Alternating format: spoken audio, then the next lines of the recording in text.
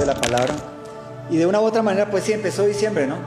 Y diciembre, pues es un mes loco, ¿no? Para todos, para todos. Es un mes en donde nosotros como cristianos tenemos que ser muy sabios en nuestro caminar, en nuestro andar, en nuestro proceder, en la familia, lo que hemos venido hablando, ¿cierto?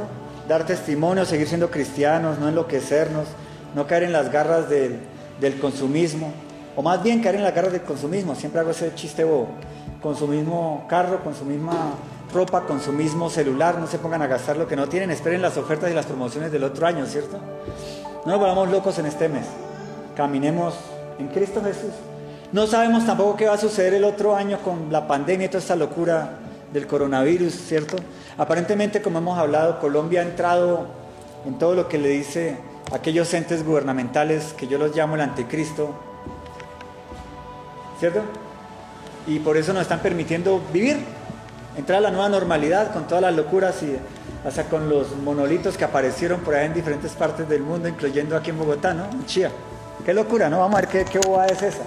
Pero ya están hablando tonterías hasta los cristianos, hermano. Entonces, si no saben de qué hablo, bueno, mejor aún. Ustedes no andan viendo tonterías. Mis hermanos, hemos venido hablando de la primera carta de Pedro y estamos queriendo entrar a estudiar el capítulo 3. Y apenas hemos hecho como abrebocas porque, como les decía, hace 8 días y el día miércoles, si nosotros no entendemos lo que es ese matrimonio entre Cristo y la iglesia, no vamos a poder tener un matrimonio en honra hacia Dios en esta tierra. No vamos a tener una familia en honra hacia Dios en esta tierra, hasta que no entendamos lo que para Cristo es el matrimonio. Hoy tenemos la cena del Señor, y la cena del Señor, el acto de la cena, es un matrimonio, es el compromiso matrimonial. Yo muchas veces le he enseñado eso en la tradición hebrea. En la tradición hebrea, cuando un hombre quería desposar a una chica, a una mujer, el papá era quien escogía a la esposa, no era el hombre. No es como ahora que uno ve a la chica de la esquina, uy, mamita, te quiero para que me caliente las patitas. Y bueno, empieza el proceso de noviazgo y tal vez, si son afortunados, si están en Cristo, terminan el matrimonio, ¿verdad? No, el matrimonio hebreo no era así. Era como muchas familias a la antigüita. El papá, el padre, escoge la novia. Por eso a ti te escogió ¿quién? Dios el Padre. Y se la da como esposa ¿a quién? A Cristo Jesús. Y en el matrimonio hebreo se hacía, para celebrar el compromiso matrimonial, se hacía una pequeña ceremonia. Ojo, la esposa la escogía ¿quién? El padre. Y se hacía una ceremonia. En esta ceremonia lo que sucedía era que el novio invitaba a la novia a que fuera a una tiendita de campaña, un tabernáculo, lo que se llama un tabernáculo para el argot judío, hebreo. Y en esa tiendita, en un toldo, como el que por ahí me cosió un hermano y el que se montó por ahí, en un toldito así, lo que se hacía era que el novio colocaba un trozo del pan hebreo, del pan judío, el pan árabe, y una copa de vino. Y él colocaba eso allí en ese toldo e invitaba a la novia, en ese tabernáculo, a que fuera allí. Y si la novia tomaba ese pan y bebía de esa copa, significaba que ella aceptaba a ese hombre como su futuro esposo. Y al tomar la copa y al comer el pan, ya a sí misma se hacía esposa o desposada, la comprometida. Básicamente ya era esposa de él. Ese es el acto de la cena del Señor. Lo que Cristo hizo con los apóstoles en el aposento alto de celebrar la cena fue ese simbolismo. Si ustedes toman este pan y beben esta copa, me están aceptando como su esposo, su desposado. Y por eso hemos estado hablando hace 2 semanas de la analogía que hace el apóstol Pablo en Romanos 7, del matrimonio en la carne, de un esposo y una esposa, y la analogía del matrimonio que hace Cristo con nosotros. Y hasta nosotros no entender la profundidad de eso, no vamos a poder tener un matrimonio en honra, cumpliendo los mandatos de primera carta de Pedro 3. Que la mujer, a pesar de tener un esposo impío, pagano, odioso y tal vez maltratador, le tenga que decir ¿cómo? Señor.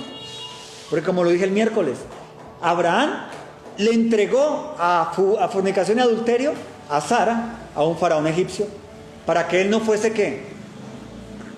Muerto. Y a pesar de eso, Sara como le dijo al esposo, uy, Abraham, usted es un hijo de la... ¿Cierto que no? ¿Qué le dijo? Señor. Por eso es importante que si nosotros llegamos a entender lo que es Romanos 7, en el acto matrimonial, en el hecho matrimonial de la carne, a la luz de Cristo Jesús, nosotros podemos tener un matrimonio en honra. Unos hijos que vean un matrimonio honroso, complicado, difícil, mucho más en los cristianos. Por eso a la luz de este Romanos vemos el quebrantamiento de la religión que vimos hace 8 días, estudiamos hace 8 días aquí en el púlpito. ¿Recuerdan del legalismo y la liberalidad? Y cómo esos dos extremos son peligrosos y nosotros como cristianos jugamos a esos dos extremos. Si no tomo la cena del Señor, me va a ir mal este mes. Religiosidad, mi hermano. Si no pudiste tomarla por X o Y motivo, bueno, puedes tomarla en tu casa, porque tú ya hiciste un compromiso con el Señor. Desde el primer día que la tomaste, fuiste a ese tabernáculo, entraste y tomaste el pan y el vino. Y ahí no estaba el novio, porque el novio estaba esperando afuera. ¿Me entiendes? Desde ese día tú estás comprometido. ¿Por qué oramos hoy acerca de esos dioses que levantamos? Porque o caemos en el legalismo o en la liberalidad y caemos en paganismo. Adorando templos, ministerios, personas religiosas. O no adorando nada y creyendo que ya como Cristo nos salvó y pagó en la cruz, ya somos libres y para siempre. Y somos liberales o libertinos. Lo que hemos venido estudiando. Porque no entendemos ese compromiso con Cristo Jesús. Es por eso que tuve que ligar primera carta de Pedro capítulo 3 a la carta de los Romanos capítulo 7. Porque el día que entendamos a profundidad el matrimonio que ya tenemos con Cristo Jesús, podremos ver a nuestra pareja como Cristo nos ve. Los hombres honrando a la mujer, tratándola como vaso frágil, y la mujer respetando a su esposo, aunque sea un impío. Porque tal vez eso le permita que lo gane para Cristo, o por lo menos viva sosegadamente. O tal vez la misma palabra le dé autorización para un divorcio. ¿La palabra autoriza divorcio? Sí, porque a paz nos llamó el Señor, ¿no? Pero bajo la luz de la palabra y cumpliendo toda la ordenanza de la palabra. Cuando nosotros entendamos Romanos 7, que es lo que hemos venido estudiando, a la luz de primera de Pedro 3, a la luz de Romanos 7, uniendo las dos cosas, mi hermano, tendremos una vida en Cristo Jesús, una vida cristiana. Nuestros hijos tal vez los levantaremos para Cristo. Y nuestro entorno tal vez pueda decir, ese es un cristiano, matémoslo. Hoy alguien te dice, te desprecia por ser cristiano, o pasas desapercibido, complicado, ¿no? Y no porque te veas religioso, con la falda larga o la Biblia bajo el brazo, sino porque efectivamente todo tu concepto evidencia que hay Cristo allí. Todo eso es introducción, ¿vale? Vamos a la palabra del Señor y demos comienzo en esta mañana. En el capítulo 7 de Romanos, nuevamente, no hemos salido de ahí. Cristo hace una analogía, ya lo vimos hace 8 días. ¿Acaso ignoráis, hermanos, pues, hablo con los que conocen la ley, que la ley se enseñorea del hombre entre tanto que éste vive? Porque la mujer casada está sujeta por la ley al marido mientras éste vive, pero si el marido muere, ella queda libre de la ley del marido. Así que, si en vida del marido se uniere a otro varón, será llamada adúltera, pero si su marido muere, es libre de esa ley, de tal manera que si se uniere a otro marido no será adúltero. Nosotros esto lo vimos hace 8 días, el día miércoles, entendiendo de que aquí el marido del que habla el apóstol Pablo es la ley, ¿cierto? ¿Y dónde habita la ley? Concluíamos. ¿Dónde habita? En la carne, porque la carne es la que codicia, la carne es la que mata, la carne es la que fornica, la carne es la que adultera, ¿cierto?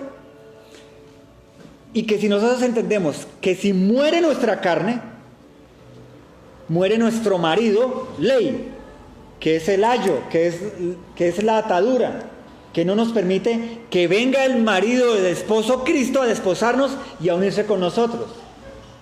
Y que cuando esa unión se lleve a fin, nosotros daremos ¿qué? ¿Daremos qué? Fruto.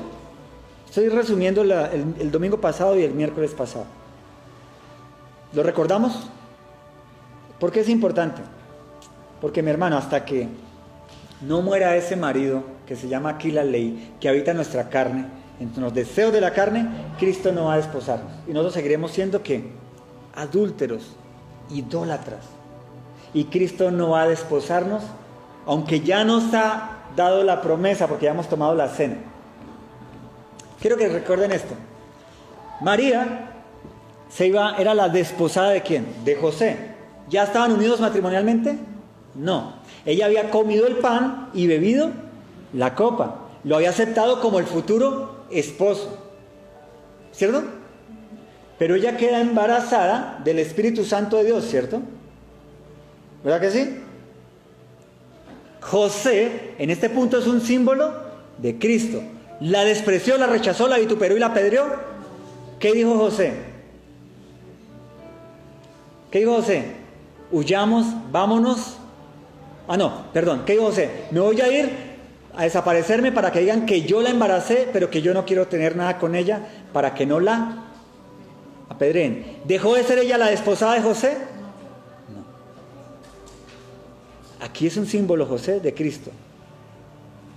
Prefiere apartarse a un lado para que la ley no nos mate, mientras que nosotros dejamos atrás nuestra adulterio y nuestra fornicación. Ojo, no estoy diciendo que María haya adulterado ni fornicado. Es el simbolismo que estoy usando. Cristo sigue siendo nuestro futuro esposo. Pero no nos puede tomar, porque aún nosotros estamos en un adulterio espiritual, porque no hemos muerto nuestra carne. Es como el gran resumen de hace 8 días y del día miércoles. Por eso no hemos dado frutos como cristianos. Nuestra carne sigue idolatrando, eso se llama adulterio espiritual. Nuestra carne sigue deseando, codiciando esto y lo otro y lo otro y lo otro, y el verdadero Dios, opacado, obnubilado, no lo podemos ver por los dioses que estamos alimentando. Pero Cristo sigue siendo nuestro futuro esposo. Y Él ve que estamos en disciplina, en dificultades, en situaciones como las que leímos en el cántico de Moisés al principio de la oración. Y en juicio el pueblo de Dios, y Cristo allí alertándonos con la palabra: renuncia a este Dios, renuncia a esta fornicación, mira que está siendo adúltero conmigo. ¿Por qué? Porque no hemos muerto a la carne, a ese ayo, a la ley que mora en la carne.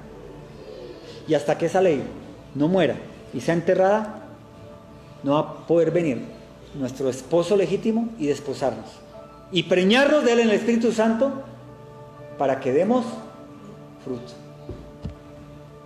Ese es el resumen, hermanos. Yo sé que es complejo, por eso lo repetí hace 8 días, el miércoles volví, lo repito y hoy lo repito. Porque entender eso, hermano, va a cambiar nuestras vidas cristianas completamente. Y cuando cambie nuestra vida cristiana, el entorno va a ser diferente. Yo quiero que pienses en el fruto que has dado como cristiano. Todos, me incluyo yo ahí. Porque no hemos muerto a ese ayo. La ley todavía se enseñorea. Y pues Cristo no ha podido preñarnos. Ya estamos comprometidos. Él ya nos escogió, el Padre nos escogió para Cristo. Ya Él nos dio la copa y nos dio el vino. Pero no hemos sido preñados, por eso no hemos dado fruto. Porque Cristo no va a adulterar con nosotros. Él no va a venir a fornicar. Hasta que no muera la carne, no daremos fruto de arrepentimiento. Porque no estaremos preñados en Cristo. ¿Por qué no hemos dado fruto con nuestro hogar? En nuestro hogar, esposa y esposo, hijos. Porque hemos adulterando con el mundo. ¿Me hago entender? Todo esto no es para que nos demos látigo religioso. Ya hablamos de eso hace 15 días. Es para que comprendamos la imperiosa necesidad de ser cristianos genuinos en Cristo Jesús. Sigamos en la palabra. Verso 4. Así también vosotros, hermanos míos, habéis muerto a la ley mediante el cuerpo de Cristo para que seáis ¿de quién? Verso 4. Para que seáis de otro, del que resucitó de los muertos, a fin de que llevemos fruto para con Dios. Hasta que no muramos esa carne, no seremos de ese otro. Mi amor, mi hermano, tal vez usted y yo, ustedes, nosotros, estamos aún en la ley plena. Y la única gracia que hemos recibido es el entendimiento de la palabra y la vitalidad que nos da el Espíritu Santo en él.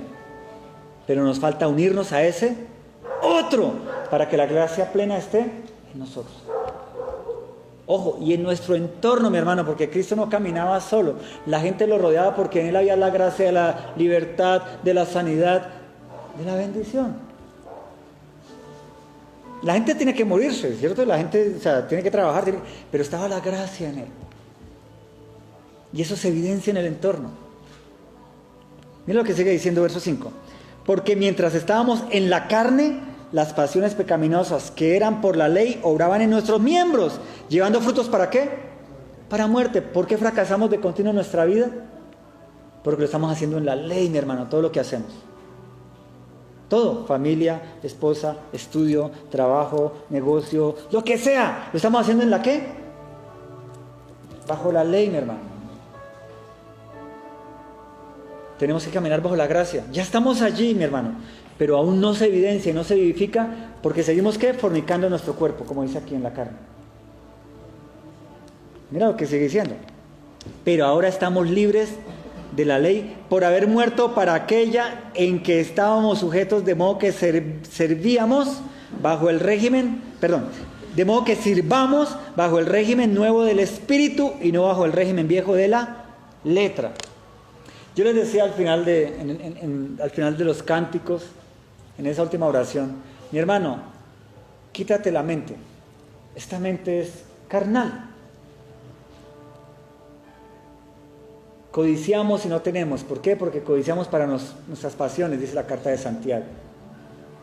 Esta mente nos hace pensar cosas que no necesitamos y nos anhela tenerlas y nos hace hacer cosas para poderlas tenerlas aunque no las necesitamos. Yo les decía, despójate de la mente, quítate esa mente ya. Empieza a entender de que si tenemos la mente de Cristo es que lo que Cristo coloque allí es lo que realmente necesitamos, lo que anhelamos, lo que Él nos va a proveer, lo que Él va a dirigir a que hagamos. Planeemos, sí, pero en Cristo. Entonces despojamos la mente, nos quitamos de todo lo que el mundo nos muestra y dejamos que fluya la mente de Cristo en nosotros. ¿Cómo? Pues con la palabra, obviamente, con las predicaciones, con unos buenos cánticos. Voy a emprender esto, Señor Jesús, y me liberto de las preconcepciones, me liberto de todo lo que yo creo que es correcto y dejo que el Señor hable a mi mente. Empiezo a caminar en el proceso de lo que sea, familia, estudio, trabajo, lo que sea, sin preconcepciones, me las quito y Señor, muéstrame, déjame ver, háblame ahí. Él no me va a hablar así, me va a decir, Glenn, mira, sino que las cosas se van a ir proponiendo. ¿Ustedes han visto las hormiguitas? ¿Cómo funcionan las hormiguitas? Son una cantidad de bichos, ¿cierto? Pero una empieza a caminar y ella va trazando con su saliva, no sé con qué, va dejando un rastro que todas siguen. Y esa los conduce a donde está la comida o lo que sea, y todas llegan allí y todas se conducen y todas van. Es algo así. Las demás siguen ¿a quién? A una que está dirigiendo, en ese caso es Cristo Jesús. Y encuentran la comida y las llevan, la dirigen y todas contribuyen y todas van y todas llegan al nido. Pero siempre hay una que anda ¿qué? Perdida, se va, perdió el olfato, perdió el rastro y ustedes la ven por allá y es la que llega al pájaro porque el pájaro no va donde están todas las hormigas, porque donde están todas se les suben y pican al pájaro. ¿Sí han analizado eso? Hoy tal vez estamos nosotros siendo comidos por pájaros porque perdimos el rastro. Y el rastro es Cristo, seguir sus pasos, lo que hemos estudiado en la carta de Pedro. Mira lo que sigue diciendo el texto, para llegar al verso 7, que es donde queremos llegar. Pero ahora estamos libres de la ley, por haber muerto para aquella en que estábamos sujetos. De modo que sirvamos bajo el régimen nuevo del Espíritu y no bajo el régimen viejo de la letra. Y esta letra no se refiere a la palabra del Señor, se refiere a los mandamientos que se consideraban que por hacerlos agradaban a Dios. Y parte de la ley es creer que porque venir a la iglesia, por tomar la cena, por cantar, por predicar, o por evangelizar, o por esto o lo otro, estamos ganando la gracia de Cristo. No. Ya tenemos la gracia. Ahora entendamos que para vivir bajo la gracia debemos morir a la ley de la carne, de la religión y de la liberalidad, del libertinaje. Y entender que cielo y tierra pasará. Yo debo conocer esta palabra y obedecerla en amor, en honra, no bajo el miedo de que tal vez venga el castigo divino. Cuando haga eso, estoy en la gracia. La ley en mi carne ha muerto y vivo en la bendición de veras de ese esposo que, como José, se llevó a María y la desposó, honroso, sabiendo de quién era el fruto que estaba dando a luz. Amén. Verso 7, ahora sí el tema de hoy. ¿Qué diremos pues? ¿La ley es pecado? En ninguna manera. Pero yo no conocí el pecado sino por la ley, porque tampoco conocí la codicia, sino si la ley no dijera, no codiciarás. Mas el pecado, tomando ocasión por el mandamiento, produjo en mí toda codicia, porque sin la ley del pecado sin la ley el pecado está muerto.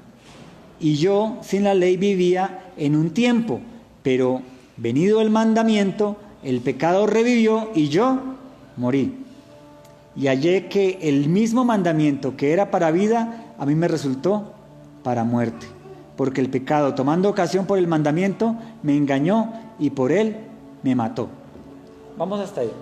Pablo era un hombre religioso profundamente. Era tan religioso que él mismo violaba de una u otra manera la ley, porque la ley decía no matarás. ¿Y él qué hacía en la persecución de los cristianos? ¿Qué hacía? Mataba. Por eso le está diciendo, la misma ley vino a ser para mí muerte, porque me obligó a pecar. Él, creyendo que cumplía la ley, ¿qué hacía? Pecaba. ¿Qué le pasó a los fariseos que Cristo tanto les dijo? ¿Por qué le dijo sepulcros blanqueados? Porque ellos de tanto cumplir la ley terminaban ¿qué? Pecando. Por eso hemos hablado de los religiosos y de los libertinos, de esos dos extremos del cristiano. Y por eso yo le decía, mira que tiene a su lado, mira a su vecino, él es un religioso. Y mira a su otro vecino, él es un libertino. Y todos nos miramos y todos nos vimos, porque todos somos los dos extremos. A veces religiosos y a veces libertinos. Porque aún estamos en la carne y la ley se enseñorea en nosotros. Imperiosa necesidad, como el apóstol Pablo más adelante lo testifica. Murió a su título, a su religión, le fue quitada la herencia y él dijo, ¿para qué? Si yo estoy en la gracia, si mi esposo me va a cuidar, necesito mi herencia para transportarme, el dinero para ir al banco y chuzar el cajero y sacar plata. Lo tengo a él, ¿para qué el resto? Y si él me escogió para llevar el evangelio a las naciones y hasta Roma, a los poderosos de la tierra, pues él proveerá. Si Dios te escogió, él va a proveer para tu hogar, para tu trabajo, para tu empresa. Él va a proveerlo, mi hermano. Cree que estás en la gracia, empieza a vivir en esa gracia. El apóstol Pablo sigue diciendo, yo sin la ley vivía en un tiempo, pero venido el mandamiento, el pecado revivió y yo morí. Porque el pecado, tomando ocasión por el mandamiento, me engañó y por él me mató. De manera que la ley, a la verdad, es santa y el mandamiento santo, justo y bueno. Luego lo que es bueno vino a ser muerte para mí en ninguna manera, sino que el pecado, para mostrarse pecado, produjo en mí la muerte, por medio de lo que es bueno, a fin de que por el mandamiento el pecado llegase a ser sobremanera pecaminoso. Porque sabemos que la ley es espiritual, mas yo soy carnal, vendido al pecado. Porque lo que hago no lo entiendo, pues no hago lo que quiero, sino lo que aborrezco, eso hago. Y si lo que no quiero, esto hago, apruebo que la ley es buena. De manera que ya no soy yo quien hace aquello, sino el pecado que mora en mí. Y aquí es el gran peligro de los que caen en el libertinaje, como aquella secta de Creciendo en Gracia. Ellos toman este texto y lo sacan de todo el contexto bíblico. Y como la carne va a morir y la carne es la que peca, no importa, ya Cristo pagó por mi espíritu, que es el que va a vivir eternamente. Y por eso ellos viven como viven, en libertinaje total. Ahora ya están más desviados, hablando de esa secta en particular, pero hoy la iglesia cristiana, mucha vive en ¿qué? En este libertinaje. Pues Dios ya me salvó. ¿Qué importa esta mentira? ¿O qué importa este robo? ¿Qué importa este adulterio? ¿O esta pequeña fornicación? ¿Qué importa este gustito? Si al fin y al cabo ya me perdonó Dios. El gran libertinaje. Y si lo que no quiero esto hago, apruebo que la ley es buena. Aquí es cuando el apóstol Pablo, religioso, como religioso, se latiga al estilo de Martín Lutero, creyendo que eso va a satisfacer a Dios. ¿Sí? De manera que ya no soy yo quien peca, sino el pecado que mora en mí. Verso 20, perdón. Y si hago lo que no quiero, ya no lo hago yo, sino el pecado que mora en mí. Así que queriendo yo hacer el bien, hallo esta ley. ¿Que el mal está en dónde? En mí. El religioso salta, coge este texto y no lo ve, no lo lee. Para el religioso, el mal está en dónde? Afuera de mí. Y lo llama diablo. Lo llama Satanás. Espíritus inmundos, chocarreros. Lo llama el impío.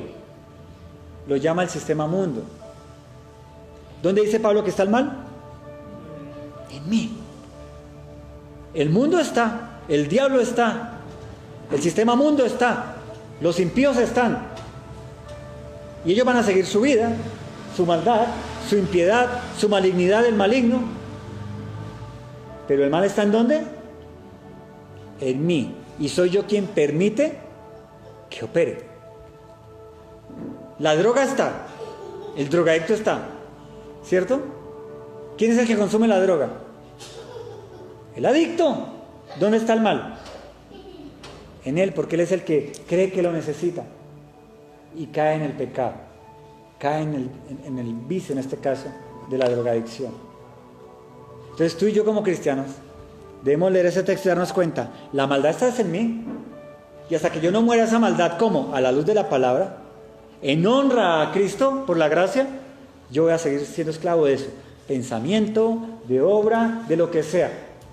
Y tú y yo sabemos qué maldad está en ti. Tú sabes cuál es tu maldad. Puede ser simplemente la maledicencia, pero es profundamente maligna porque no permite que la gracia de Dios te embarace y des fruto. O puede ser bien profunda, el asesinato, el robo, el adulterio, lo que sea, y eso está impidiendo que el Señor te despose a plenitud y te embarace de su gracia y des fruto. Mi hermano, la maldad está en nosotros, no está afuera. Afuera siempre está, perdón, siempre. Cristo dijo, ¿este mundo es de quién? Del maligno, refiriéndose a que la maldad está allí. Pero aquí el apóstol Pablo lo ratifica. Yo sigo siendo mala, mi carne sigue siendo mala, y mi espíritu, si se aferra a esa carne maligna, ¿qué es? Mala. El religioso se cree bueno, por eso anda con la Biblia debajo del brazo, aleluya, gloria al Señor, haciendo liberaciones y ¿cómo es? Esas guerra espiritual y ese tipo de cosas. Eso no trae libertad, eso no sirve de nada. Tienes que apartarte de tu carne, que ella muera, que muera ese esposo que está en la carne, que se llama la ley, para que venga el esposo, la gracia, y te despose. ¿Vamos bien? Yo sé que esto es complejo y esto es una teología profundísima y lleva años. A mí todavía me toma el pelo. Y uno le da más vueltas y vueltas y vueltas y sobre todo tal vez uno la entienda, pero explicarla, qué complejo. Bien complicado explicarla. Pero mi hermano, vamos poco a poco. Y así nos lleve años que entendamos. A Pablo le costó años, ¿no? Él no empezó el ministerio apenas vino Cristo. Vino Cristo. Y él fue transformado. Tuvo su ceguera, le impusieron manos, recuperó la vista, media vista, pero él no empezó su ministerio. Él se fue a Arabia. Por años estuvo, ¿qué? Estudiando, entendiendo, para que el Espíritu Santo, esta revelación se la diese y él la viviese. Nosotros queremos que él se convirtió y que la semana siguiente estaba predicando. No. A él le costó años, estuvo en el desierto, para poder desarrollar esta teología que el Espíritu Santo le dio y vivirla, mi hermano. Dice el verso 22, porque según el hombre interior me deleito en la ley de Dios, pero veo otra ley en mis miembros, que se rebelan contra la ley de mí. ¿De dónde? Mira lo que dice aquí. Porque según el hombre interior, que es el espíritu humano, me deleito en la ley de Dios. Nosotros leemos la palabra y qué bendición, Señor, tu salvación, tu sangre, yo creo en eso y hasta lloramos. Y está bien. Pero veo otra ley en mis miembros. ¿En dónde la ve? No en el hombre interior, la ve en la carne, que se rebela contra la ley de mi mente y que me lleva cautivo la ley del pecado que está en mis miembros. Mi hermano, mira, por eso el cristiano que no lee la palabra, que no la estudia, que no entiende la doctrina, se lo devora la carne o se vuelve religioso. O sea, se vuelve un libertino o se vuelve un religioso. Porque esta carne siempre va a combatir contra algo. Puede combatir contra la religión, la religiosidad, o puede combatir contra la liberalidad. Pero el verdadero combate está contra ¿quién? La mente que entiende la palabra. Por eso la Biblia es para leerla, estudiarla, entenderla, enseñarla, aplicarla, que nos corrija, pero es con entendimiento.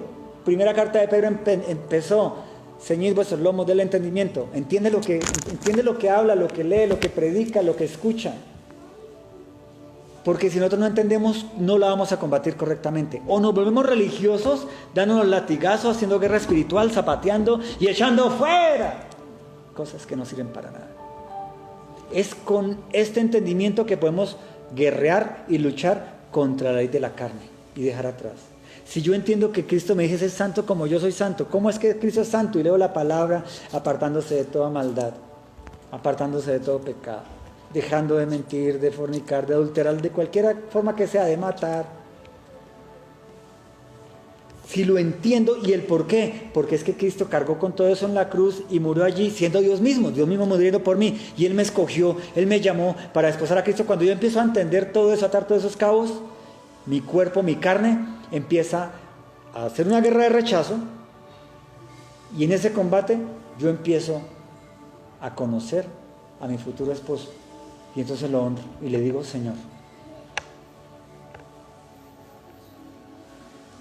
yo sé que lo que estoy hablando es complejo, en serio, porque estoy hablando de doctrina. Esto es teología, mi hermano, es doctrina. Esto no es una agüita. ¿Cómo es una agüita aromática?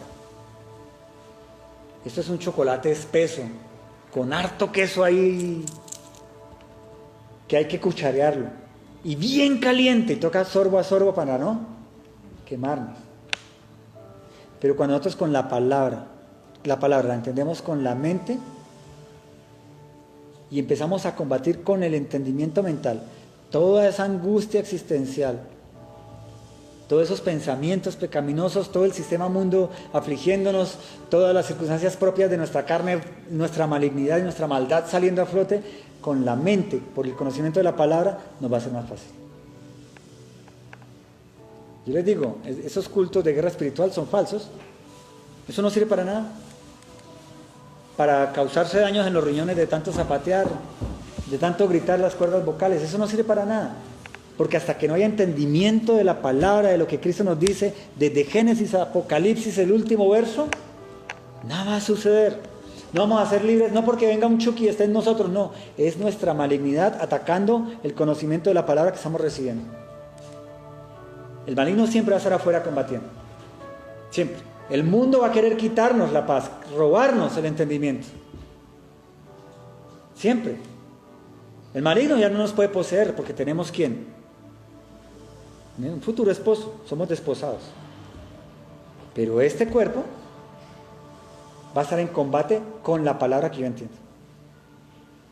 Por eso los religiosos medio leen la Biblia o la leen con un entendimiento religioso. Y los liberales puede que la lean, pero para ellos es ley que ya pasó.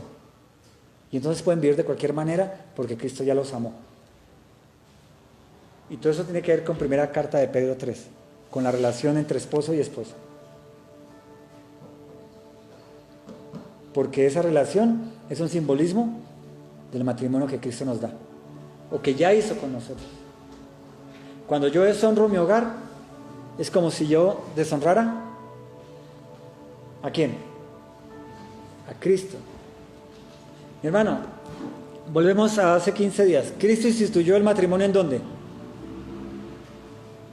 En el huerto del Edén, como el símbolo de la relación de Dios y el hombre. Él dijo, bueno, voy a mostrarle a esta creación cómo es la cosa. Adán, mire su idonia, carne de mi carne, hueso de mi hueso, son una unidad. Y es lo que estaba con eso evidenciando y mostrando, es Cristo desposándonos a nosotros. Dios y su pueblo. Por eso cuando nosotros deshonramos el matrimonio, mi hermano, estamos rompiendo ese vínculo estrecho con Cristo Jesús. Cualquiera sea la deshonra, la simple grosería, la simple pelea, que la tenemos tú y yo en nuestro matrimonio, ¿cuándo? Cada 15 días, ¿cierto? ¿Sí? O todos los días. Por el tinto frío, por la chancleta no estaban en el lugar correcto, o porque lo que fuese. ¿Sí o no? Ahora, eso hace parte de nuestra normalidad y como cristianos debemos empezar a limpiarnos de ello. Ya casi terminamos esta parte. Verso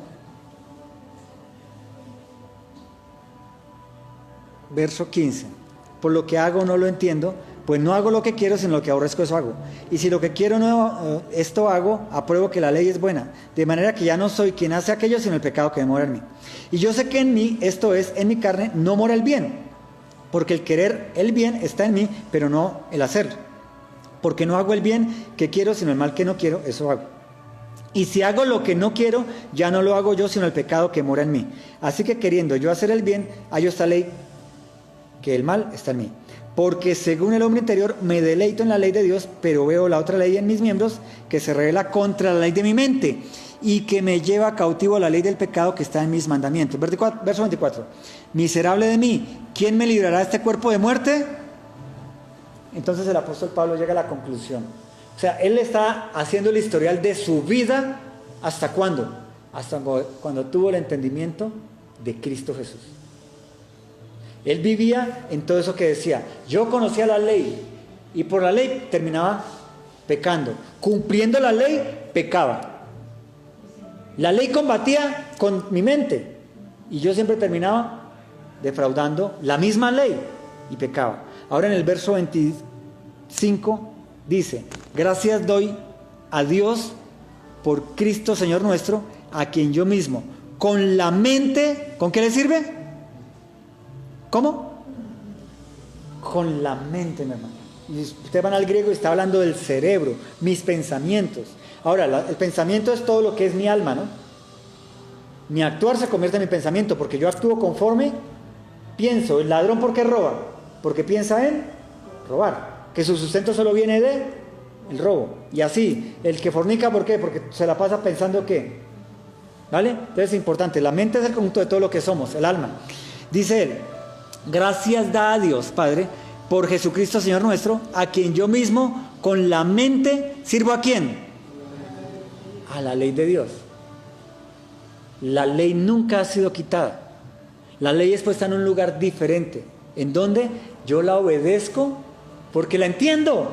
Ya no sé a persona de mí, sino yo obedezco el no mentir, el no matar, el no robar, el no fornicar, el no adulterar, el no levantar dioses ajenos delante de mí. ¿Por qué? Porque lo entiendo. Y lo entiendo porque la palabra me lo enseña. Y yo lo obedezco porque amo al que la dio. Porque Él me la quita como peso. Me la da como un nivel de vida cristiana. Como un nivel de medir mi caminar en santidad. Porque Él busca que yo sea santo, me ordena. Sed santo como Él es santo. Y entonces dice el apóstol Pablo, mas con la carne a la ley del pecado. ¿Qué hace? Sirve. ¿Sí me entienden? No se vuelve un religioso, dejó la religiosidad atrás, dejó la liberalidad atrás, pero sigue obedeciendo la ley. ¿Por qué? Porque la entiende en Cristo Jesús. Ya no es una carga, sino es una honra hacia Dios. Señor, yo te obedezco Y esa es la ley porque cielo y tierra pasará. La ley es esta, es toda la palabra. Toda ordenanza, no solo los 10 mandamientos. Es todo lo que Dios ordena a través de esos 10 mandamientos que está desglosado en todo el texto bíblico. Y entonces en ese punto, él está casado con Cristo, en la gracia. Y tiene el gozo del Espíritu Santo de Dios. Tiene el gozo de tener marido. Tiene el gozo de tener dueño. Tiene el gozo de ser esclavo de Cristo. Tiene el gozo de la libertad que da Cristo. Tiene el gozo de la mente de Cristo. Yo sé que esto es complicado, mi hermano, porque yo todavía no lo entiendo todo. Las cosas que yo no entiendo de la Biblia, las acepto, las masco, no las argumento y trato de que poco a poco Dios mismo, con la luz del Evangelio, o escuchando a otros predicadores o leyendo algún libro, aflore el entendimiento. No me amargo, me aferro. Y digo, Señor, si Pablo lo pudo gozar y él te vio en espíritu, y yo te veo en espíritu porque la palabra es espíritu y verdad, y yo he creído por el espíritu, entonces estoy en la misma situación que Pablo. ¿Qué me diferencia? 2000 años. Que hoy hay aviones, pero en esa época también podían volar los aviones, ¿o no? Hoy hay camellos. Ellos andaban en camellos, ¿cierto? O sea, es la misma, no hay ninguna diferencia. Hay una, sí. Pablo entendió y lo aceptó. Hay mandamientos aquí que tú no has aceptado, los entiendes, pero no los has aceptado. Entonces, ¿quién se señorea allí? La ley, y eres esclavo de ella. Y hay un ídolo puesto allí, tu argumento mental, tu deseo pecaminoso, tu ansiedad de hacer tu voluntad. Y eso se opone a que venga el esposo y te embarace con su gracia y des fruto. No he salido de la predicación de hace 15 días, 8 días, el miércoles y hoy. Ojalá podamos entender esta profundidad y después de entenderlo, lo que dice el apóstol Pablo, empezar a vivirlo. El capítulo 8 nos habla de vivir en el Espíritu. Vamos a leer una parte. Ahora pues, ninguna condenación hay para los que están en Cristo Jesús, los que no andan conforme a la carne, sino conforme al Espíritu. Bendito Dios. Esa es la meta, ¿no? Vivir en el Espíritu hoy. Hoy. Los días que nos restan de aquí hasta que Cristo nos llame a su presencia. Vivir en el Espíritu. Y eso no es ser religiosos contemplativos. Aleluya, Señor, todos los días, a toda hora. No. Estás en el huerto en Edén, como lo hemos dicho. Dios te dio todos los árboles para que comieras, pero te dio la ley. Ese no comas. Disfruta todo. Pero religiosamente tú solo miras el árbol del bien y el mal. Y el resto del bosque, el resto de los árboles preciosos, no los ves porque solo estás dedicado al religioso. Ay. El liberal, que sigue habitando también en su carne. La ley, comamos de todo y bebamos. Y no miro ni siquiera ese. No, hay que verlo, no tocarlo, no comerlo. Hay que verlo, hasta tocarlo. Hay que conocerlo. O sea, vive en esta tierra, conociendo la ley, pero que ya no se enseñoree. No te comas el fruto. Goza de la creación en honra. Y adóralo y dale gracias porque te mostró el bien y el mal en ese árbol y te dijo, no lo codicies. Recuerda que la serpiente le dijo, árbol codiciable.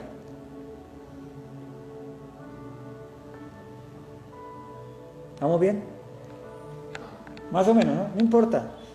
Vamos a seguir trabajando en este texto a la luz de primera carta de Pedro 3, que no hemos empezado porque lo que les decía hace 8 días, tal vez, si lo tomamos como como se puede tomar inmediatamente, se va a ver como una carga. La mujer al marido, del marido y del marido, y la mujer para el marido, y solo un verso para el varón. ¿Cómo así? Es que Eva pecó y llegó a pecar a su marido, por eso no. Ya lo dijimos, el marido es el que tiene la responsabilidad del hogar. Y el marido es el que tiene que responder por todo lo demás de ahí para arriba. Pero si la mujer, a la luz de esto que acabamos de leer, entiende el mandato que va para la mujer en primera carta de Pedro 3, los primeros 6 versículos, se los va a gozar, lo va a obedecer y va a venir la el gozo del Espíritu Santo a ella y a la relación matrimonial. Y si el marido, en ese único verso del que habla de esos deberes conyugales, honra a la mujer como vaso frágil, lo que dice, el resto va a fluir. Por eso primero necesitamos entender el matrimonio que tenemos ya en Cristo Jesús. Porque deshonrar el matrimonio carnal es desechar este matrimonio en Cristo Jesús de la gracia. Y hoy día de la Cena del Señor, lo que hacemos es recordar el desposamiento. El aceptar a ese desposado. El decirle, Padre, yo acepto a ese hijo que tú me das como esposo, a tu hijo como mi esposo. Esa es la Cena del Señor, mi hermano. Es un compromiso en donde yo renuncio a mi pecado, o sea, renuncio a todo adulterio. Y solo lo voy a ver a Él. Y solo voy a empezar a vivir para ese futuro esposo. Tú y yo no estamos casados todavía con Cristo. Somos la desposada, los comprometidos. Pero aún hoy podemos adulterar o fornicar. Vuelvo y traigo la analogía. José quería huir para que no apedrearan a María, porque ella ya era esposa, aunque no se había consumado el matrimonio. Y un embarazo fuera del matrimonio era adulterio. Como hoy también, ¿no? O fornicación. ¿Vale? Esa es la Cena del Señor. Nuestra celebración de la Cena del Señor es esa. Entonces los invito a que nos pongamos de pie y vamos a WhatsApp nuevamente, ¿vale?